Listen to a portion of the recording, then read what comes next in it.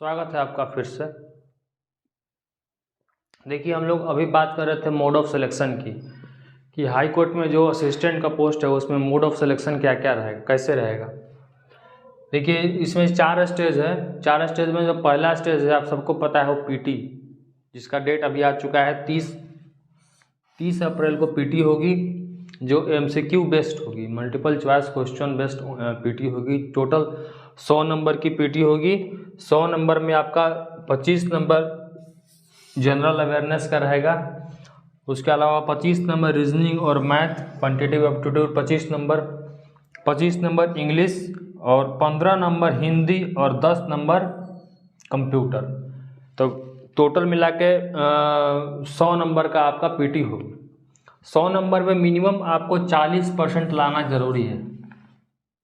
40% लाने के बाद ही आप मेंस के लिए क्वालिफाई करने के बारे में सोचा। मिनिमम एलिजिबिलिटी है 40%, इतना से कम लाने पर डिस्क्वालीफाई कर दिया जाएगा।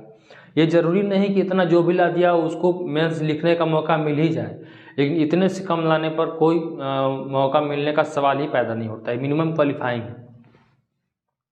उसके बाद अगर हम लोग आते हैं रिटन टेस्ट पे, जो आप अगर पीटी पास कर जाते हैं तो आपको रिटन टेस्ट में बैठने का मौका मिलेगा, जो मैंने दिया था।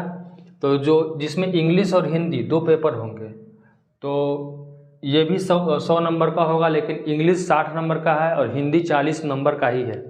यहाँ पर अभी 40% मार्क्स की एलिजिबिलिटी रखी गई है, मिनिमम एलिजिबिलिटी। आपको 40% लाना है, यानी कि इंग्लिश के पेपर में आपको 24 नंबर लाना ही पड़ेगा और हिंदी में आपको 16 नंबर, कम से कम 40 में 16 नंबर लाने होंगे।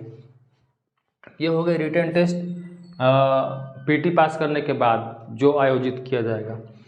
अब उसके बाद अगर आप रिटन भी पास कर जाते हैं तो आपको सीपीटी यानी कि कंप्यूटर प्रोफिशिएंसी टेस्ट में बैठने का मौका मिलेगा, जिसमें आपको 3 तरह के टेस्ट देने होंगे।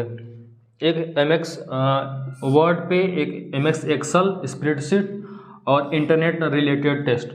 3 टेस्ट देने होंगे। इसमें कोई मार्किंग स्कीम तो नहीं है, कितने मैक्सिमम मार्क्स आपको मिल सकते हैं। जैसे इसमें है 100 मार्क्स का है, 40 + 60 100 मार्क्स का, इसमें कोई मैक्सिमम नहीं है।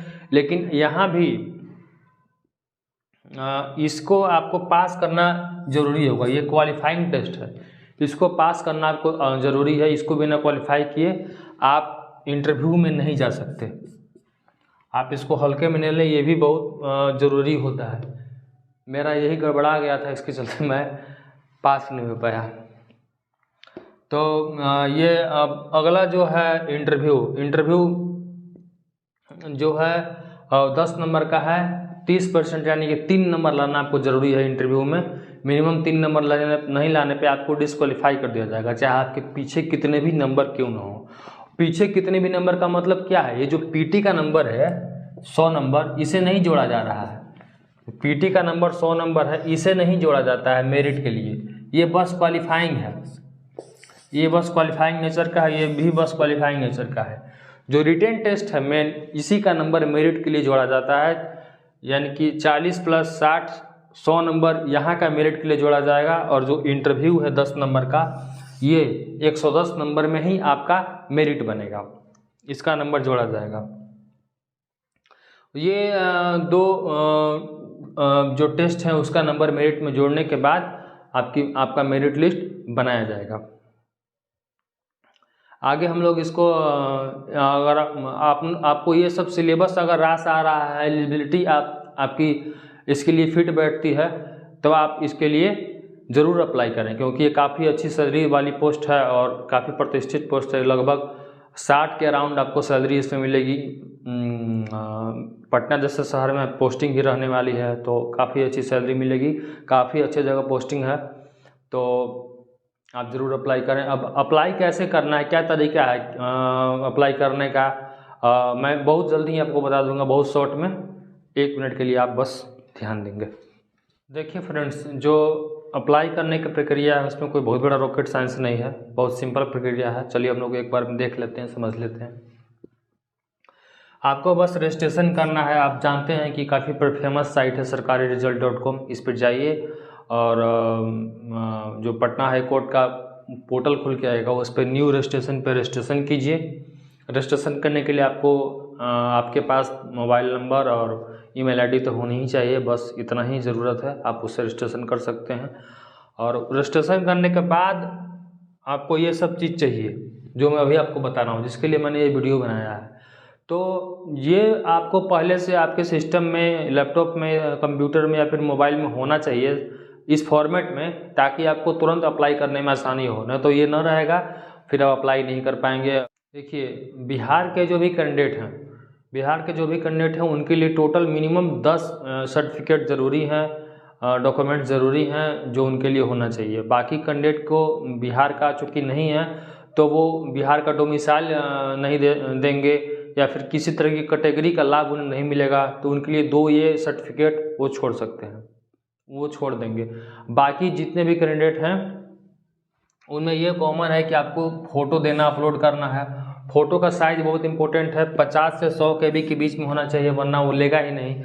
50 से 100 KB के बीच में उसको पहले से ही करके रखिएगा। फ़ोटो रिसाइजर आता है sarkariresult.com पे, या फिर आपके लैपटॉप या फिर PC में भी होगा। उसको फ़ोटो को 50 से 100 के बीच में पिक्चर मैनेजर की मदद से उसको रिसाइज कर लीजिएगा। उसके अलावा सिग्नेचर 10 से 20 KB के बीच में होना चाहिए। 10 से 20 के बीच का सिग्नेचर होना चाहिए और कोशिश कीजिए कि सिग्नेचर हमेशा काले पेन से ही किया जाए, वाइट पेपर पे। तो ये साइन हो गया। और फ़ोटो के बारे में ये ध्यान रखिएगा कि ये भी बैकग्राउंड इसका वाइट ही होना चाहिए, वाइट बैकग्राउंड में कीजिएगा। टोपी वोपी लगाना नहीं है, चश्मा नहीं लगाना है। आप साधारण न्यूट्रल फ्रेश एक्सप्रेशन के साथ आप अपना फ़ोटो अपलोड कीजिएगा, स्माइलिंग वाला फ़ोटो नहीं देना है।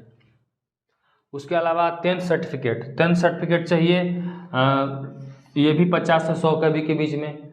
फॉर्मेट सबका फॉर्मेट JPEG चाहे PNG चाहे JPG में होगा, 3 ही फॉर्मेट अलाउ है। PDF ये नहीं कि सर्टिफिकेट मांग रहा है तो PDF डाल दिए, PDF अलाउ नहीं है। आपको JPEG में चाहे PNG में चाहे JPG 3 ही फॉर्मेट में डालना होगा। 50 से 100 KB के बीच में सर्टिफिकेट 10th का, और 10th की मार्कशीट भी 50 से 100 KB के बीच में। उसके अलावा ग्रेजुएशन का सर्टिफिकेट, ग्रेजुएशन का मार्कशीट। 12th के सर्टिफिकेट से मतलब नहीं है, आपके पास 10th का और ग्रेजुएशन का सर्टिफिकेट और मार्कशीट होनी चाहिए।